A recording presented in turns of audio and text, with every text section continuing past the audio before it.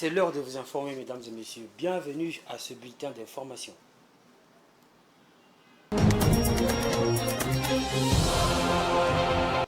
Ce lundi 29 janvier, l'Assemblée nationale procède à l'ouverture de la session extraordinaire inaugurale de la nouvelle législature après les élections générales de décembre 2023.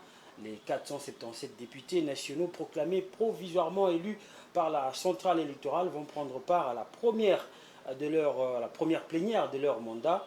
4 points sont à l'ordre du jour, notamment l'installation du bureau provisoire composé d'un doyen d'âge et de 2 députés moins âgés, validation des mandats des élus, élaboration et adoption du règlement intérieur et enfin la tenue de l'élection et installation du bureau définitif. Et puis le président de l'Assemblée provinciale de Kinshasa, Godem Poyi, est contre la réhabilitation du gouverneur de la ville de Kinshasa, Jontini Ngobila, par le vice-premier ministre en charge de l'Intérieur. Il a signifié à Peter Kazadi dans une correspondance qu'il a signée samedi 27 janvier pour Godem Poyi. Le gouverneur Ngobila réhabilité ne peut plus exercer ses fonctions dans la ville de Kinshasa sans écrouler les principes de l'état des droits, socle de la vision de son Excellence, Monsieur le Président de la République, Félix Tshisekedi, car il est sous la coupe des poursuites de la justice après avoir été cité parmi les 82 candidats auteurs de fraude lors du scrutin. Et puis, lors de la 122e réunion du Conseil des ministres de ce vendredi, le chef de l'État Félix Tshisekedi a instruit le gouvernement pour redynamiser les structures publiques qui accompagnent le marché du travail en République démocratique du Congo. La problématique de l'emploi est le premier de 6 engagements pris par le président de la République pour son deuxième mandat à la tête du Congo-Kinshasa. Lors de la cérémonie de son investiture au Stade des Martyrs, il a égrené pour ce faire 4 actions à mener par les ministres concernés sous la supervision du Premier ministre Sama Lukonde. Suivez le porte-parole du gouvernement qui nous dit plus. Le président de la République est déterminé à offrir des solutions pragmatiques aux problèmes socio-économiques rencontrés par nos concitoyens, parmi lesquels le chômage. Il a fait de la création d'emplois le premier engagement de son nouveau mandat, car l'emploi constitue l'un des déterminants majeurs de toute croissance inclusive et du développement économique. En effet, avoir un emploi qui procure un revenu, que ce travail soit qualifié ou non, intellectuel ou manuel, constitue une source d'épanouissement personnel et permet aux travailleurs, tant du secteur privé que public, d'apporter quotidiennement sa contribution dans la création de la richesse nationale.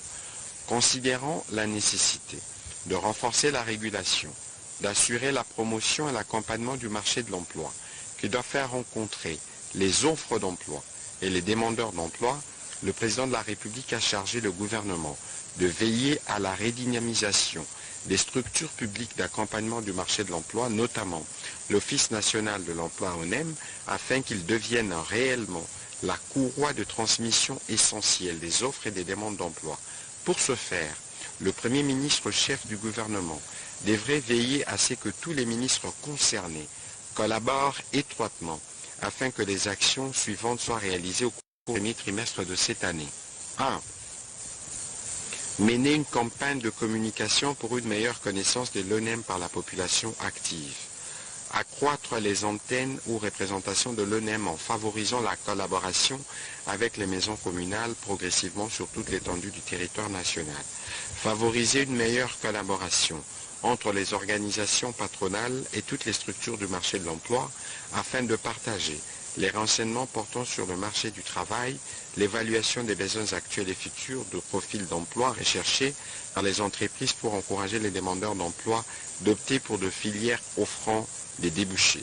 Mettre en place des mesures incitatives encourageant les entreprises à réserver un quota aux nouveaux diplômés sans expérience professionnelle pour favoriser ainsi l'accès de jeunes diplômés en quête d'une première expérience professionnelle. On va aller en province. Le projet de la modernisation de la ville de Bunia évolue à pas de géant. C'est le constat fait par le gouverneur militaire, le lieutenant-général Johnny Luboya Kanchama, à l'issue d'une visite d'inspection effectuée ce week-end. L'autorité provinciale a, par cette occasion, salué le travail réalisé par l'entreprise Mont Gabaon selon la vision du président de la République, Félix Tshisekedi. Jojo Moulamba nous dit plus. C'est pour s'assurer de l'évolution de travaux de construction et de réhabilitation des infrastructures physiques à Bunia que le gouverneur militaire de l'Ituri a effectué cette visite d'inspection. Une visite qui est partie du rond-point Tende à la rivière Kanyansi en passant par le rond-point Mouteni, le pont Muchanga, le marché Sayo, le boulevard Lembabo, le marché central pour chuter à l'aéroport Morengo de Bunia. Le commandant suprême, le président de la République, avait commencé à rénover cette ville. En plus de la rénover, mais moderniser, aussi de refaire même cet aéroport. Et donc c'est pas à cause des élections que tout allait s'arrêter. Donc nous sommes dans la continuité des services publics et tout. Nous sommes descendus encore sur terrain pour une inspection.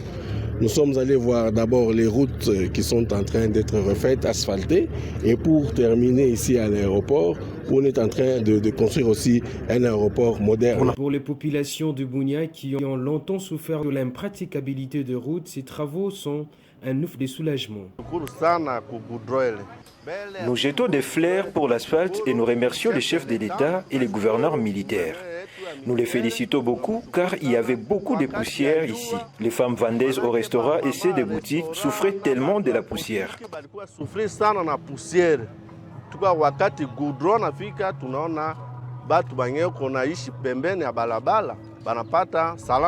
Avec ces projets, la ville de Bunia est donc en train de se métamorphoser pour être vêtue de sa plus belle robe, comme le veut le chef de l'État Félix Tshisekedi.